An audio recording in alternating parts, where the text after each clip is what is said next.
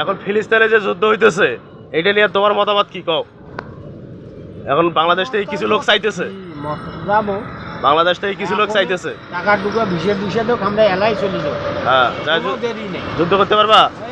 বাবা এক মন মাল আধা মন মাল ভারত নিয়ে দৌড়েওয়ার বাড়ি বেলে যুদ্ধ করে। ইসরায়েল যখন বোমা মারবে তখন তাল পাইবেন?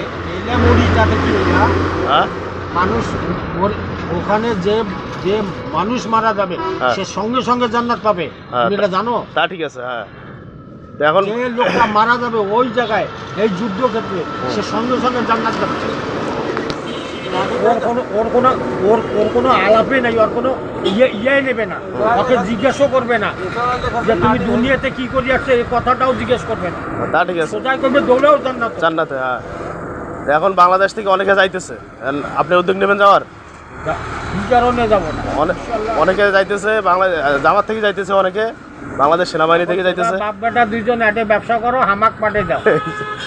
আর আমার টাকার দরকার, আমার তো টাকার দরকার নেই, আমরা এলাই চলি যাবো। আমরা ব্যবসা করবো, তোরা যাবেন? আমরাও যাবো, তোমরা এখন যাও, তোরা যা পরিস্থিতি দেখো, দাও টাকা ঢুকা দাও। আরে সরকার থেকে যোগাযোগ করা লাগবে তো। বাংলাদেশ সরকার দেবে? হ্যাঁ, সরকার থেকে যাবে। সরকার থেকে এমনিতে যাইলে আপনি যাইতে পারবেন না তো, সরকার থেকে উদ্যোগ নেবে, 500 টাকা নেবে। সরকার যাইতে দেবে না কাউকে? না, যাইতেছে, অনেকে যাইতেছে।